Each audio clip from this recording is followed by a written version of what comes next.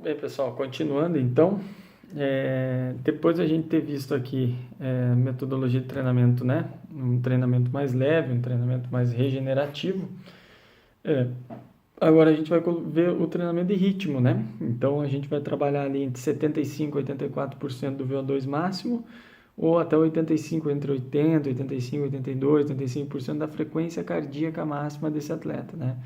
Então, o treinamento de ritmo, o que é bom do treinamento de ritmo? Obviamente que é um encaixe de ritmo de competição. Então, isso é uma coisa importante, né? Até por isso que a gente fala assim, pô, treine no máximo até 70% da, da distância que você vai percorrer num treinamento de ritmo específico. Porque vamos pegar lá um maratonista, o treino dele mais longo vai ser entre 30 e 32 quilômetros ritmado, pré-prova, né? Vamos pegar um cara que vai fazer uma prova, a gente está falando corrida de montanha, né? Então, assim, acontece o seguinte, muitas vezes a prova ela tem 15 quilômetros e pode durar de 3 até 4 horas. Então, vamos colocar o nosso atleta para fazer um treino de 2 horas e meia mais travado. Então, você pode utilizar o fator tempo também, não somente volume por quilometragem. Isso é uma coisa que a gente trabalha muito com corredores de montanha, que é o treinamento não pela quilometragem, e sim pelo volume em horas e desnível também da prova. Então eu vou trabalhar lá, vou pegar uma maratona dos perdidos que tem 6 7 mil metros de desnível total, 3 mil e pouco positivo, eu vou ter que trabalhar muita subida. Então, eu vou calcular lá que numa sessão de treinamento, uma maratona dos perdidos, por exemplo, 45 quilômetros, eu quero 30 quilômetros com 2 mil de positivo no mínimo, ou 4 mil de desnível total. O cara vai ter que ir para a montanha, vai ter que treinar de forma específica. Então, é um treino de ritmo diferente de um treino de ritmo de rua. Onde eu vou colocar lá, por exemplo, um maratonista de 3 horas e 10, que é 3 e 9, que é 4 e 30, eu vou fazer ele fazer 30, 32 quilômetros a 4,30. Na montanha, dificilmente você vai conseguir botar esse ritmo tão bem calculado, né? Você vai ter que trabalhar a questão de horas, altimetria, tipo de terreno, coisas que mudam completamente aí a especificidade desse treinamento específico que é o treinamento de ritmo. Agora, o legal é te dar confiança, melhora o teu estado psicológico. Esse final de semana mesmo a gente teve treinando com o pessoal aqui no morro chamado Morro do Araçatuba, na região aqui de Tijucas do Sul, no Paraná. Pessoal fazendo o último longão aí pré-maratona dos perdidos. Então fazendo treinos de quem vai fazer os 105 quilômetros, fazendo treino de 50, 60 quilômetros na montanha. E o pessoal fica muito confiante mesmo, além de trabalhar muito essa questão do que eu vou me hidratar, o quanto de peso eu vou carregar, quanto de alimentação eu tenho que levar. Todo esse planejamento faz ali as adaptações energéticas também para o dia da prova. O que é que, lógico que cada prova é uma prova, mas se você já está acostumado a um volume de treinamento e um ganho altimétrico, acostumado a subir e descer nessa parte técnica, é óbvio que esse ritmo, você vê como você encaixa esse treino de ritmo nessas condições, né? A gente coloca ali sessões entre 40 e 110 minutos, depende do tipo de treino e para qual prova que você está fazendo, né? E dentro da tua semana é 15 a 20% do teu volume semanal. Então, por exemplo, quando você treina um treino desse de 60, 70 quilômetros num treinamento de ritmo, é esse treino, o resto é tudo regenerativo, né? Tudo treino leve, para quê? Para que esse treino de ritmo seja o treino mais importante da semana e seja o treino mais específico pré-competitivo, por exemplo. Essa é uma maneira de você estar trabalhando é, essa, essa, essa metodologia de treinamento com o teu atleta ou você atleta trabalhando de forma individual, enfim, né? Tendo essas porcentagens na cabeça dentro da distância vai facilitar bastante no teu dia a dia. Bom, aí começa a entrar os treinamentos mais puxados, né? O treinamento limiar é onde você vai trabalhar ali 83, 88% do teu VO2 máximo, que é geralmente nessa faixa que está a tua faixa de limiar anaeróbio, que a gente chama, né? O que é o limiar anaeróbio? É um ponto de compensação entre a tua zona aeróbia e anaeróbia, ou seja, é aquele ponto para você leigo que você começa a ficar ofegante dentro daquele teu teste de esforço e dali para frente é 2 minutos e vai acabar o teu teste. Então, é, lembra desse ponto, aquele ponto que você começa a sofrer, onde você está compensando já, está vindo muito mais gás carbônico do que oxigênio, você já está, a gente diz na gíria, você já está começando a quebrar, né? Então, treinar aqui no limiar, por exemplo, atleta de elite consegue manter esse ritmo, por exemplo, até em 1 hora, né? Uma meia maratona, por exemplo, atleta normal, 20, 30 minutos e olhe lá, perto do limiar, né? Diríamos aí que o amador fica entre 10, 12 minutos trabalhando dentro do limiar. Então, vai desenvolver a tua capacidade de endurance, a tua capacidade de trabalhar essa manutenção da velocidade, ou seja, escolher com inteligência qual velocidade você quer. Então, eu estou treinando para fazer uma maratona sub 3, né? Então, eu tenho que treinar forte, correndo ali pelo menos a 4,15 por quilômetro. Então, será que você consegue? Você vai ter que entender se realmente isso é tua velocidade, que ela tem que ser sublimiar, né? O 4,15. Por quê? Porque se trabalhar no limiar, você não vai aguentar meia hora.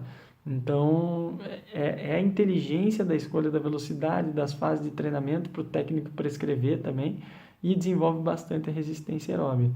As sessões aí, dependendo da fase de treinamento, a gente coloca ali para o cara que treina 1 hora por dia, entre 15 e 20 minutos, sendo 10% do volume semanal. Mas assim, gente, isso aqui a gente está falando, o papel aceita tudo, né? São prescrições aí baseadas num atleta que treina suas 3, 4 vezes por semana, com 1 hora de treino por dia. Né? E eu estou acostumado a pegar aí treinamento para ultramaratonista que treina para prova de 50, 100, 200 quilômetros, como eu falei. Então, assim, isso vai depender muito da fase de treino que ele se encontra. E outra, um ultramaratonista, vamos pensar aí num cara que corre longas distâncias, se eu trabalhar muita fase de limiar com ele, o benefício também não vai ser tão grande, porque ele não vai conseguir manter uma prova de 100 km, por exemplo, perto do limiar dele. Né? Então você tem que aumentar o limiar dele para que ele aumente a capacidade aeróbia e rode no sublimiar por mais tempo com tranquilidade. Aí sim, aí eu vou trabalhar a próxima fase que a gente vai falar, os nossos tiros, né? Os treinamentos intervalados, esse treinamento de ritmo, para quê? Para que ele rode com mais tranquilidade abaixo do limiar. Aí ele vai conseguir manter a longa distância, certo? Agora, um atleta que treina aí 10 quilômetros, sem problema, né? Ele é um cara que quer treinar, você vai colocar lá entre 15 e 20 minutos da sessão dele, vamos imaginar que ele gira aí a 40 minutos, 10 quilômetros, 15 a 20 minutos, dá metade do treino. Já pensou nisso? Dá 5 quilômetros girando em limiar. Então, assim, já não é um treino mais tão fraco. É um treino que já tem uma intensidade de média para alta, dependendo da composição que você fizer esses outros 5 quilômetros, né?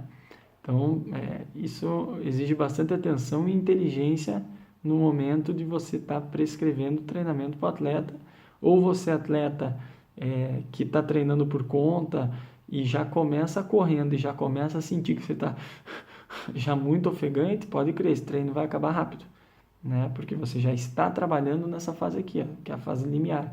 E vai durar ali teu treino, o treino eficiente mesmo, 15 a 20 minutos. Se é isso que você quer, ótimo. Se não é isso que você quer, se queria correr, por exemplo, uma distância maior, baixa a velocidade, porque senão você vai quebrar. Né? Então, vem a importância de você entender cada metodologia de treinamento e como você vai utilizar ela em cada fase de treino. Tá? Bom, aí começa a entrar as outras fases, né, que é o intervalado extensivo, onde você vai atingir teu limiar, ali vai trabalhar com a frequência cardíaca alta, perto dos 92, 95%. Imagine aí um atleta que tem 170 de máxima, você vai estar trabalhando ali 160 batimentos, forte mesmo, né? Vai desenvolver potência aeróbica. E assim, gente, uma coisa que é importante, você tem que atingir o VO2 para que você consiga colher os benefícios do treinamento intervalado. Então, assim, demora aí, vamos pensar em tiros, né? Então, você vai fazer aí um tiro de 1.000 para 4 minutos o quilômetro, né? As repetições entre 3 e 5 minutos, vamos dar 4 por 4. Então, você vai fazer um tiro de 1.000 com para 4 minutos por quilômetro com 4 minutos ou 3,30 de intervalo.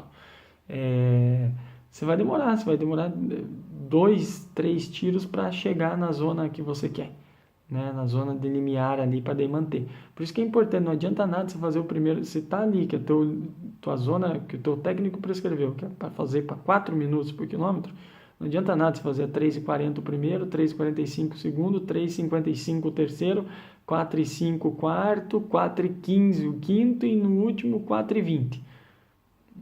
Não tem, por quê? Porque pelo menos em uns 3, 4 tiros você não conseguiu atingir o teu VO2 máximo, você não atingiu o teu limiar, porque você quebrou. Então, assim, essa é a importância de você respeitar os tempos, os intervalos, e saber lá, baseado ou no teste de VO2 máximo direto, ou no teste do V3000, por exemplo, qual que é a zona de tiro ali, de treinamento que ele vai conseguir fazer, porque o que é o intervalado extensivo? É onde você vai atingir o limiar, porém você vai ter uma recuperação um pouco menor ou igual ao estímulo que você fez. Então, que é um exemplo de intervalado extensivo interessante, são os tiros de 800 metros com uma recuperação sendo, vamos imaginar que você faça 800 metros em 3 minutos, com 1,30 de intervalo, isso recuperando bem e você repetindo isso por 8 vezes, por exemplo. Esse é o intervalado extensivo, você vai estar atingindo o limiar, não vai estar ultrapassando, vai estar recuperando a metade do tempo, por exemplo, do teu tiro e vai estar conseguindo manter a performance. Então, dentro de um volume semanal, a gente coloca aí 8%. Então, se o cara faz um volume semanal de 100 km na semana, por exemplo, já é um atleta que treina bem, então, ou em torno de 8 quilômetros, 8 até no máximo 10K numa sessão ali, né, no caso, é aceitável para ele estar trabalhando nessa zona ou com esses tiros nesse tipo de intervalo. E aí entra o intervalado também intensivo. Qual que é a diferença? O intensivo eu quero passar meu limiar, então eu vou trabalhar acima do meu limiar, é o meu tiro máximo mesmo. Então eu vou prescrever que aquele tiro de 800 dele, que ele estava fazendo para 3 minutos, agora não, agora eu quero que ele tente fazer e vai conseguir para 2,50. Aí eu vou ter que dar pelo menos uns 2, 3 minutos de recuperação para ele se recuperar bem e aí repetir. Então essa é a principal diferença. O intensivo eu passo o meu limiar, eu vou precisar de um tempo de recuperação maior para daí poder repetir o tiro. No extensivo não. Eu vou chegar no meu limiar, vou recuperar um certo tempo e vou repetir. Então a diferença é que no extensivo, nesse aqui por exemplo, eu vou trabalhar a potência aeróbica e no intensivo a potência anaeróbica. Né? Desenvolvo a minha economia de movimento, porque eu tenho que trabalhar com mais técnica para conseguir atingir esses tempos, ou seja, velocidade. E assim, as repetições aí já no caso vão ficar, dependendo da prova, né? Aqui a gente coloca no máximo 2 minutos, mas num tiro de 800 metros, por exemplo, 2 minutos, o cara tem que ser de elite. E não é isso que a gente pega no dia a dia, né? A gente vai pegar ali um cara forte fazendo seus 800 metros aí para 2,40, né? Isso eu tô falando atleta forte aí, 3,30 até, dependendo. Essa é a realidade do nosso dia a dia. Então, se preocupe com aquele enunciado lá em cima, né? 105 a 120% do VO2 máximo ou até 100% da frequência cardíaca máxima. Veja que é um tiro difícil de ser dado, né? Geralmente a gente trabalha os tiros aí até 400 metros nesse intensivão mesmo, que é para fazer bastante força. E os treinos os tiros um pouco mais longos, no extensivo com uma recuperação um pouco menor. Porém, eu já trabalhei atletas de elite aí nesse estilo do intervalado intensivo.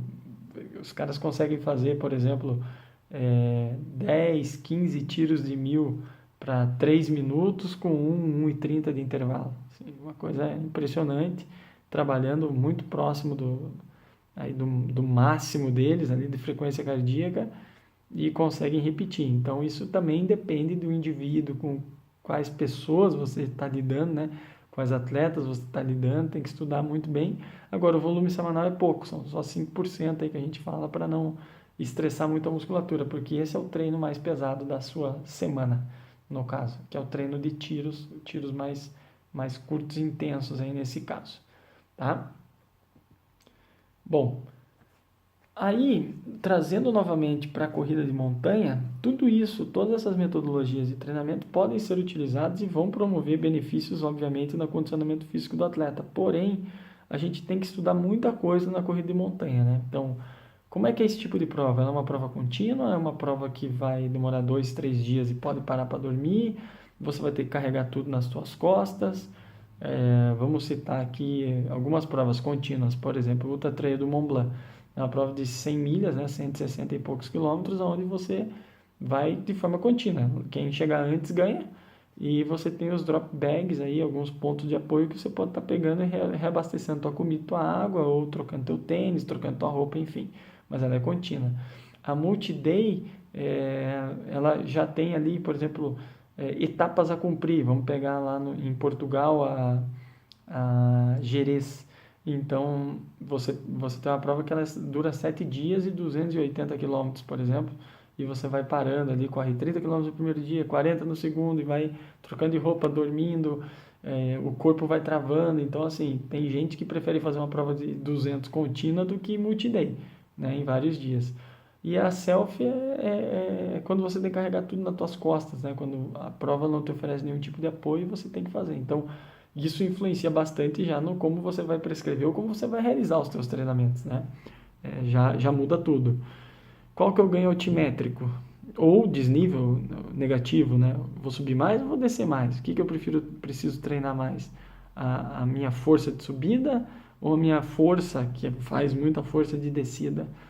Que tipo de terreno? É estrada de chão? É single track, double track? É lama? É, tudo isso vai fazer diferença, até inclusive o clima, né? Eu vou pegar neve, vou pegar sol, por exemplo, você tem uma prova nos Estados Unidos, a Western States, que também são 100 milhas, 160 quilômetros, que você passa na Califórnia, então você larga com sol, chega em picos nevados, pega chuva e chega com sol de novo.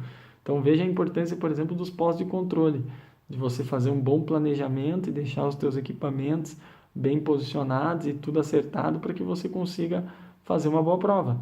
Senão a tua chance de ter algum erro é muito grande. Equipamentos utilizados.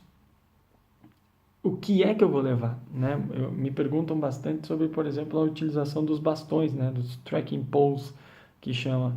É, eu indico a utilização desde que você saiba usar, saiba regular. Existem alguns, como eu já falei, alguns vídeos no YouTube que ensinam, de maneira legal até, né? Como usar esses trekking poles aí.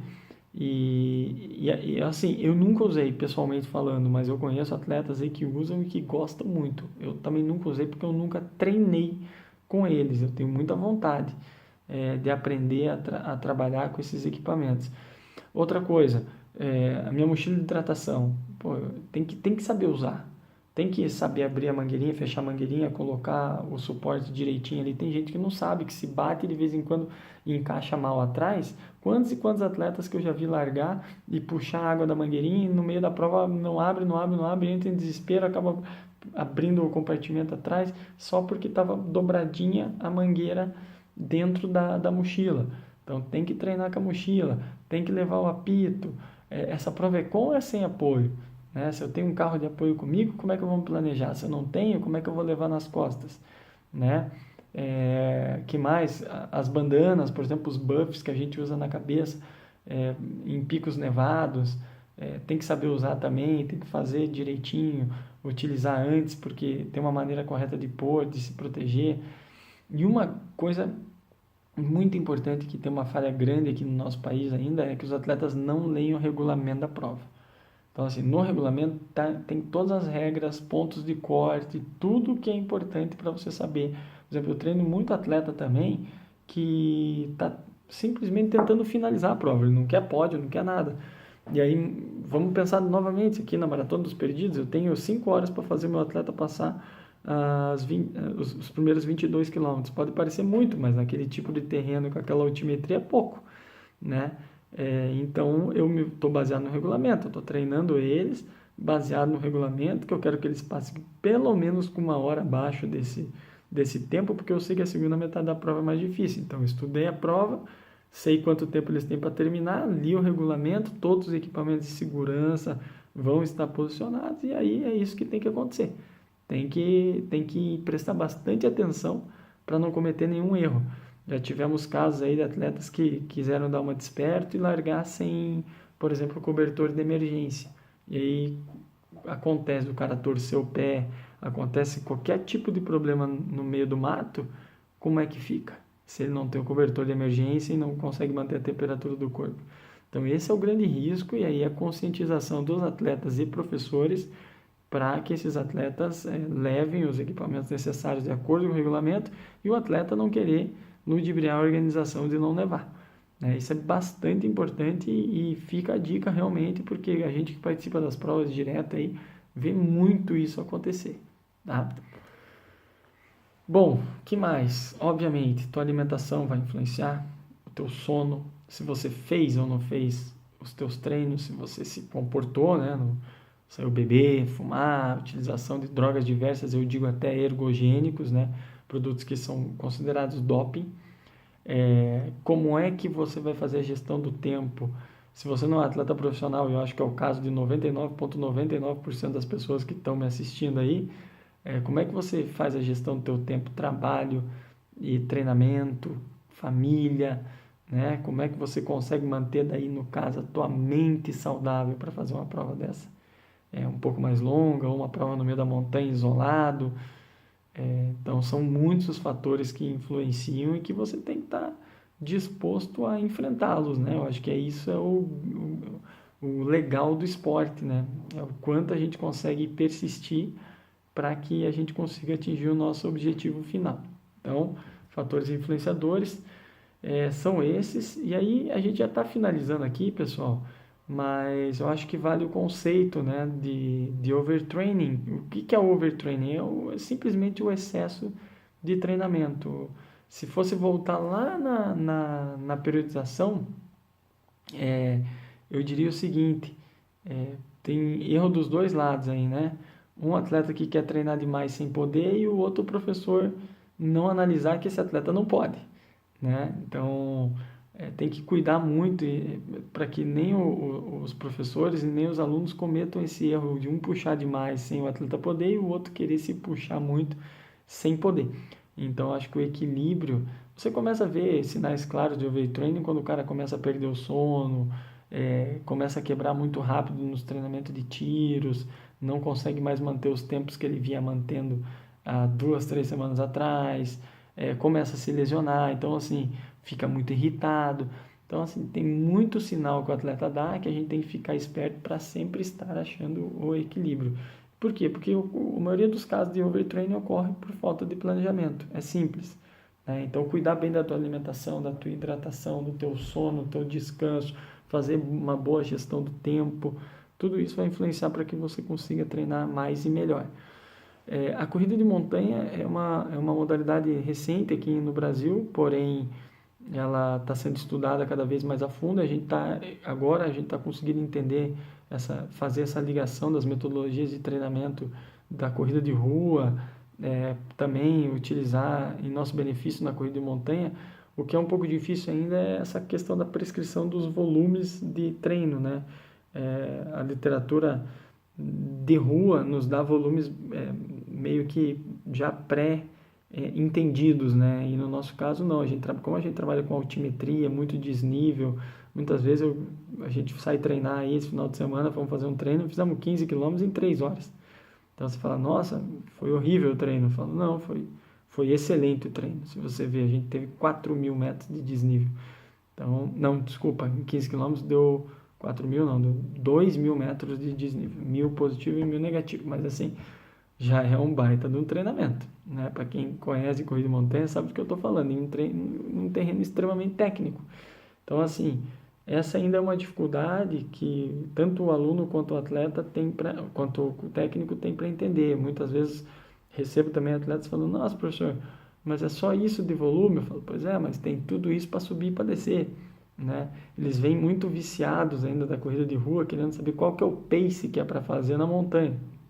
Não sei, porque numa montanha você consegue fazer um pace, na montanha do lado você não consegue fazer, Depende muito do terreno, depende do clima. Se choveu na noite anterior, já vira a trilha já está mais escorregadia ou tem lodo, lama, é outra pegada, já não é mais o mesmo treino. Então no sábado eu posso fazer um tempo e no domingo na mesma montanha eu posso fazer outro tempo.